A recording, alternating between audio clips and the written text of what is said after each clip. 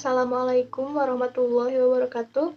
Perkenalkan, nama saya Desri Randini Fitri dari Program Studi Pendidikan Ekonomi Akuntansi dengan NPM 201660083. Di sini saya akan menyampaikan materi mengenai topik, tujuan, tesis, dan kerangka karangan. Baik, materi pertama yang akan kita bahas adalah materi tentang topik. Sebuah karya ilmiah harus direncanakan dan disusun dengan cara yang sistematis dan terukur. Untuk itu, perlu ditetapkan hal yang paling penting yang harus diuraikan, yaitu topik. Topik adalah inti utama dari seluruh isi tulisan yang hendak disampaikan dan pokok masalah yang akan dibahas dalam karangan ilmiah. Topik merupakan hal yang paling pertama kali ditentukan ketika penulis akan membuat tulisan. Topik dan judul seringkali dianggap sama. Tentu tidak, karena topik itu pertama kali dibuat, sedangkan judul itu terakhir kali dibentuk. Dalam memilih sebuah topik, hendaknya kita mempertimbangkan beberapa hal. Yang pertama, harus menarik perhatian penulis. Yang kedua, harus diketahui dan dikuasai oleh penulis. Yang ketiga, harus sempit dan terbatas. Dan yang keempat, untuk penulis pemula, hindari topik yang kontroversial dan baru. Mengapa demikian? Sebab, bagaimana mungkin kita mengerjakan suatu tulisan yang kita sendiri tidak tertarik? Dan bagaimana pula dapat memberikan uraian yang berbobot apabila bidang atau pengetahuan yang disyaratkan oleh topik tidak kita kuasai? Selanjutnya, materi yang kedua adalah tentang tujuan. Apabila sebuah topik telah selesai dirumuskan, akan diapakan topik itu? Untuk itu, langkah selanjutnya adalah menentukan tujuan. Tujuan adalah sasaran yang hendak dicapai penulis berdasarkan topik sehingga tujuan itu mempersempit atau membatasi topik. Tujuan dari topik itu adalah sasaran yang akan dicapai penulis berdasarkan topiknya. Tujuan semacam membatasi topik agar tidak menyimpang dan tidak ada permasalahan. Pada dasarnya, tujuan mempersempit permasalahan yang akan dibicarakan dalam karangan.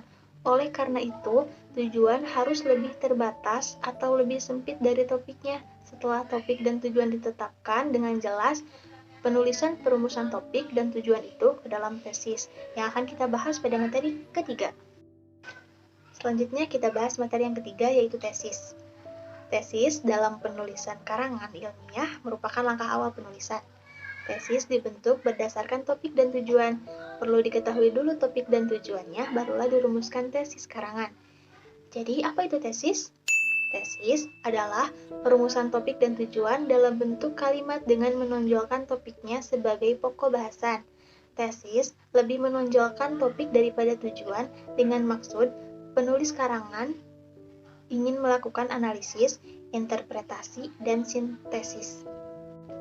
Dalam proses penulisan karangan ilmiah, tesis merupakan payung bagi tahap penulisan ilmiah. Misalnya, dalam menyusun kerangka karangan penulisan berpedoman pada tesis. Jadi, tesis semacam rambu-rambu dalam pedoman penulisan.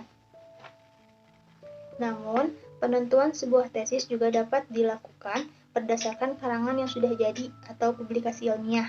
Dengan demikian, berdasarkan karangan yang sudah jadi, tesis mampu meramalkan, mengendalikan, dan mengarahkan penulis pada proses lanjut penulisan, yaitu penyusunan kerangka karangan. Baik, pembahasan yang terakhir adalah tentang kerangka karangan. Kerangka karangan adalah suatu rencana kerja ilmiah yang teratur untuk mendeskripsikan penyusunan pokok-pokok bahasan ke dalam bab dan subbab dengan menampilkan acuan berupa sumber rujukan atau referensi yang digunakan. Tahap penyusunan kerangka karangan itu perlu dimanfaatkan oleh penulis karena kerangka mempunyai beberapa fungsi yang penting dalam proses penulisan. Di antaranya, yang pertama, tidak mengolah ide sampai 2 kali sehingga penulis tidak keluar dari pokok permasalahannya. Yang kedua, menciptakan klimaks yang berbeda sehingga ada variasi dalam penyajian materi. Yang ketiga, mengingatkan penulis pada bahan atau materi sebagai sumber rujukan. Yang keempat, membaca ulang karangan yang sudah selesai dapat menciptakan kembali reproduksi yang sama dari pembaca. Yang kelima, dapat dilihat dengan jenis wujud ide, nilai umum, dan spesifikasi karangan. Yang keenam berarti setengah karangan sudah selesai dilakukan atau merupakan tahap akhir dari penulisan. Kemudian, setelah mengetahui fungsi kerangka karangan bagi penulis, penulis perlu memperhatikan hal-hal sebagai berikut. Yang pertama, perumusan tesis dan pengungkapan maksud dengan jelas dan benar. Yang kedua, penginventarisan topik ke dalam subtopik secara maksimal. Yang ketiga, pengevaluasian semua topik yang telah dirinci ke dalam tahapan. Tahapannya yaitu 1. Semua bab topik relevan dengan tesis.